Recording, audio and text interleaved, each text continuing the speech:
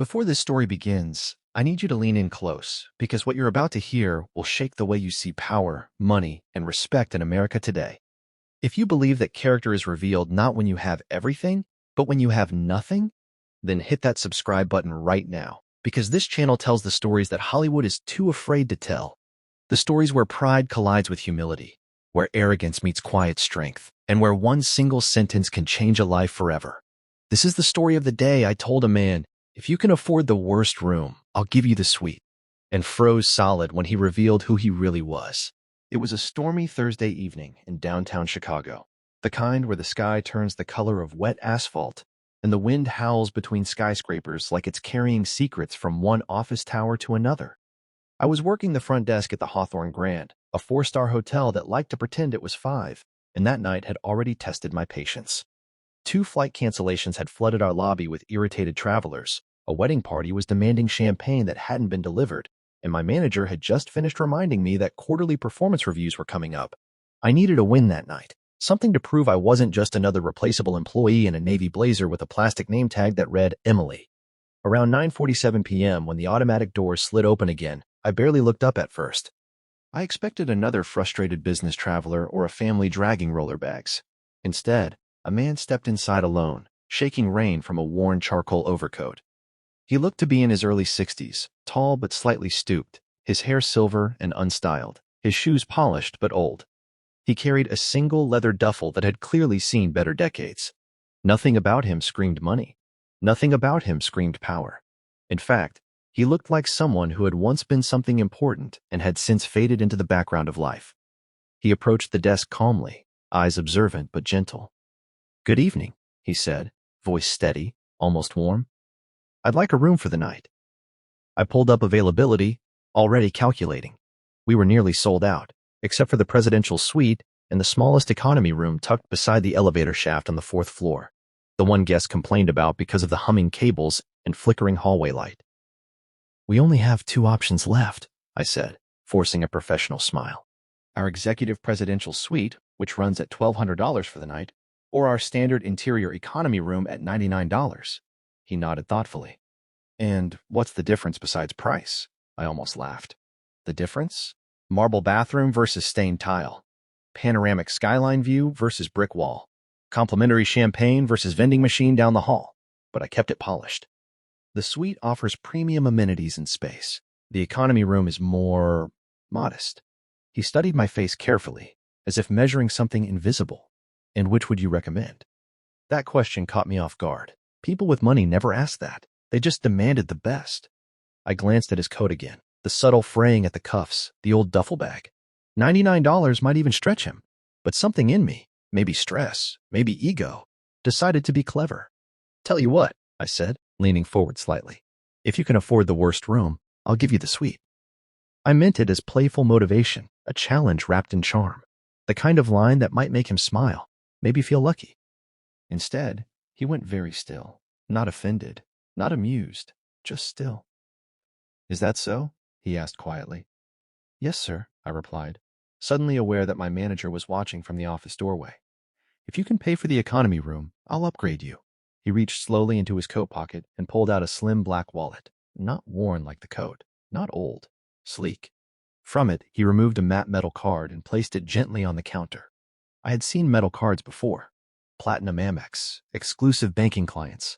But this one was different. There was no bank logo, just a name engraved in understated lettering, Daniel Halstead. I swiped it. The system paused, then flashed a notification I had never seen before. VIP profile detected. Executive override available. Contact general manager.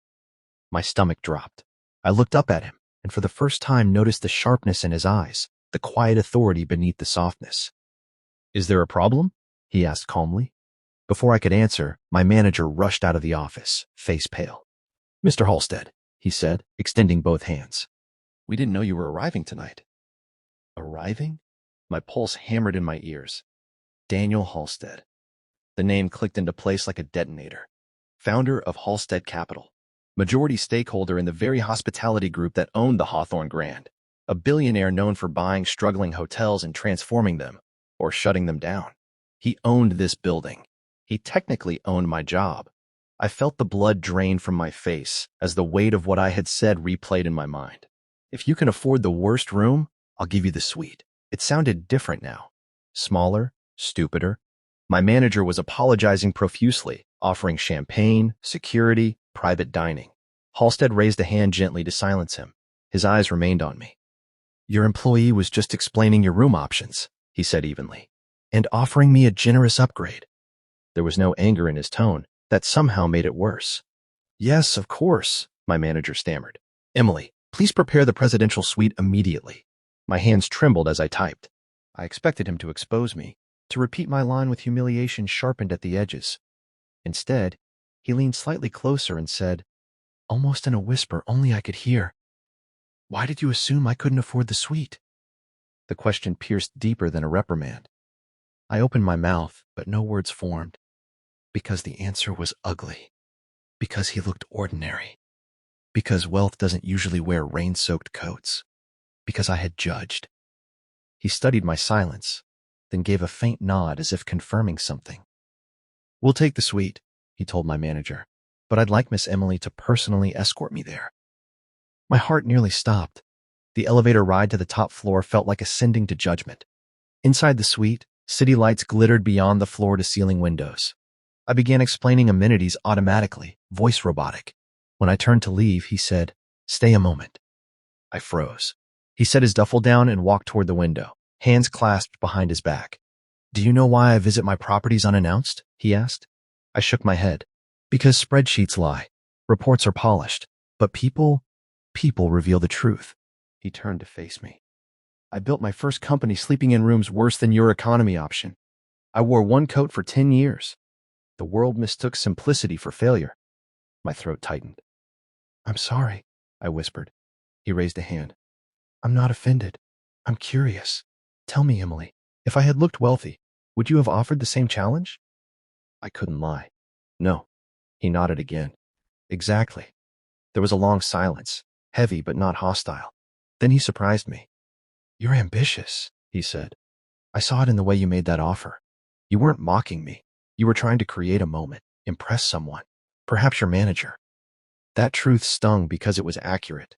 Ambition isn't wrong, he continued, but it becomes dangerous when it rests on assumptions. I felt tears threaten, but I forced composure. Am I fired? The question escaped before I could stop it. For the first time, he smiled slightly. No, in fact, I'm considering something else. The next morning, instead of termination papers, I was summoned to a private breakfast in the suite. My manager looked terrified. Halstead sat at the dining table reviewing documents. I've been evaluating leadership candidates for a new boutique concept, he said without preamble. Smaller properties, accountability, direct guest engagement. I need someone who understands both presentation and humility. Someone who learned a lesson quickly. I stared at him, unsure if this was cruelty disguised as opportunity. You embarrassed yourself last night, he continued calmly, but you also didn't blame anyone else. You accepted the mistake. He slid a folder toward me. Inside was an offer letter, assistant general manager position at a new property in Seattle. Salary triple my current pay. Relocation covered. Performance-based equity. My hand shook for a completely different reason now. Why me? I asked faintly. He met my gaze directly. Because the worst room in a hotel tells you more about character than the suite ever will. And you were willing to stand behind your words. Tears blurred my vision. I don't know what to say. He stood, adjusting his simple overcoat. Next time someone walks through your doors looking ordinary, remember this night. He paused at the exit of the suite. And remember, you never know who owns the building. Months later, standing in the lobby of the Seattle property during its grand opening, I caught my reflection in the glass doors as guests arrived.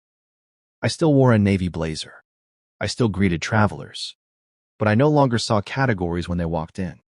I saw stories, and sometimes, when a guest hesitated over room options, I smiled gently and said, let me tell you what makes each one special, without assumptions, without challenges disguised as charm.